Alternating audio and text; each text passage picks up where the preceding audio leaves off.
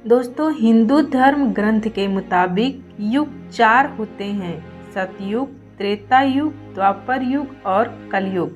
जिसमें से एक युग जाता है तो दूसरा युग आता है। यही प्राकृतिक नियम है। सतयुग, त्रेता युग और द्वापर युग के अंत के बारे में हमारे धर्म ग्रंथों में लिखा गया है, लेकिन अभी जो युग चल रहा है वह कलयुग है, जिसके अंत के बारे में भी धर्म ग्रंथों में लिखा गया है। पुराणों में यह लिखा गया है कि धर्म को बचाने के लिए और अधर्म का नाश करने के लिए धरती पर हमेशा भगवान विष्णु ने अवतार लिया है। दोस्तों, पुराणों के मुताबिक जैसे जैसे कलयुग बढ़ता जाएगा वैसे वैसे उसके अंदर पाप की मात्रा बढ़ता जाएगा। कलयुग के अंत को लेकर बहुत से भविष्यवक्ताओं ने भविष्यवाणी भी की है।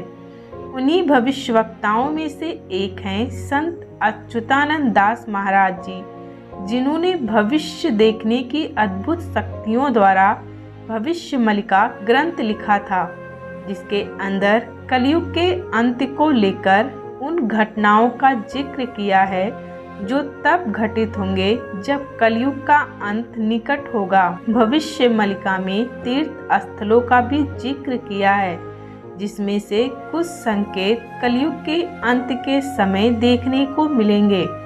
तो दोस्तों, आज के वीडियो में हम उन्हीं तीर्थ स्थलों के बारे में जानेंगे जिनके घटनाओं का संकेत भविष्यमालिका में किया गया है।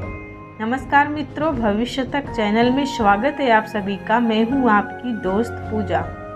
दोस्तों, एक ऐसा धाम जिसकी यात्रा करने से मनुष्य को पुनः गर्भ से उत्पन्न नहीं होना पड़ता। जी हाँ दोस्तों, हम बात कर रहे हैं बद्रीनाथ धाम की। इसको लेकर मान्यता है कि जो आए बद्री वो न आए उद्री।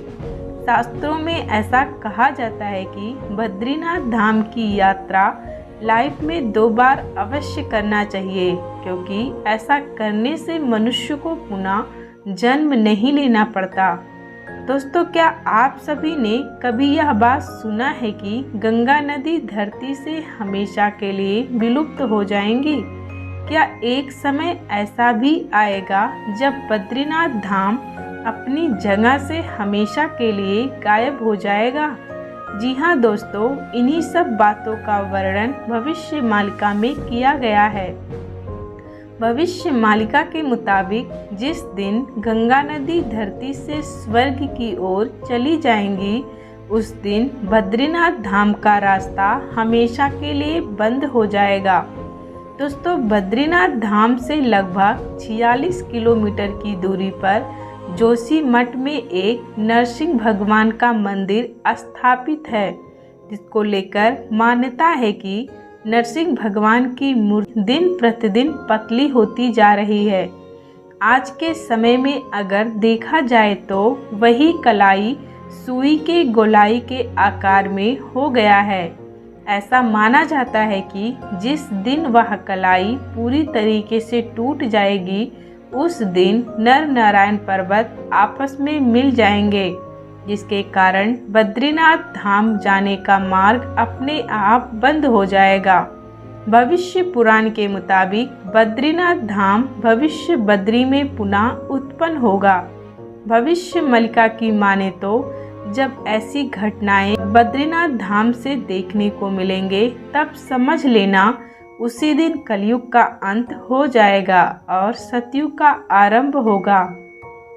भगवान शिव का रहस्य से भरा केदारनाथ धाम, जिसके अंदर कई रहस्य और चमत्कार भरे पड़े हैं। द्वापर युग में इसका निर्माण पांडवों द्वारा हुआ था। समय समय पर यहाँ बहुत सी प्राकृतिक आपदाएं भी आईं, परंतु वह मंदिर को नुकसान नहीं पहुँचा पाए। कहा जाता है कि एक समय यह मंदिर 400 वर्षों तक बर्फ के नीचे ढका रहा, फिर भी उस मंदिर को कुछ नहीं हुआ। दोस्तों, साल 2013 में आई भीषण तबाही ने भी केदारनाथ मंदिर को हिला नहीं पाया। दोस्तों, क्या कभी आपने ऐसा सुना है कि केदारनाथ धाम लुप्त होने वाला है? इस मंदिर से भी कलयुग के अंत का संकेत मिल रहा है। दोस्तों, अगर बात करें तो 12 ज्योतिर्लिंगों में से केदारनाथ धाम की ऊंचाई सबसे ऊंचा माना जाता है। उत्तराखंड में भगवान शिव का यह सबसे विशाल मंदिर माना जाता है, जो कि मंदाकिनी नदी के किनारे 3581 किलोमीटर की ऊंचाई पर स्थित है। लेकिन दोस्तों, क्या आपको पता है कि भविष्यवाणी में केदारनाथ धाम को भी लुप्त होने का जिक्र पाया गया है। केदारनाथ धाम हिंदू आस्था का बड़ा केंद्र माना जाता है। यहाँ पर आने वाले व्यक्ति को स्वर्ग का आभास होता है। भविष्यवाणी में यह लिखा गया है कि केदारनाथ धाम लुप्त हो जाएगा और पुनः भविष्य केदारनाथ के रूप में उत्पन्न होगा।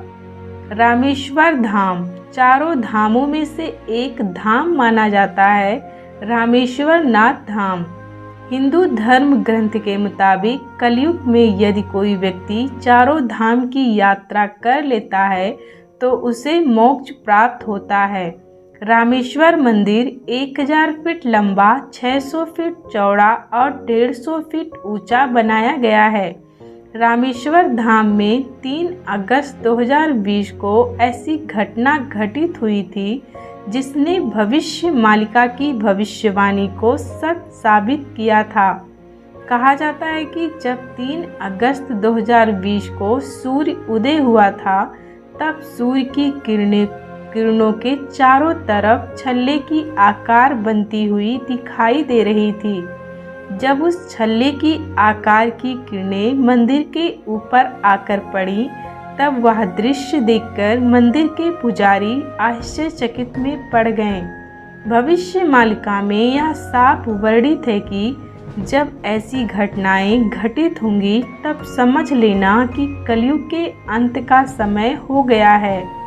जैसे जैसे कलयुग का समय बीतता जा रहा है, वैसे वैसे चारों धाम से कलयुग के अंत का संकेत देखने को मिल रहे हैं। भगवान विष्णु का निवास स्थान माना जाता है जगन्नाथपुरी धाम, जिसे पृथ्वी का 8वां वैकुंठ धाम भी कहा जाता है। आज इस मंदिर से ऐसी घटना घटित होते देखा जा रहा है जिसे कलयुग के अंत होने का सबसे बड़ा संकेत माना जा रहा है।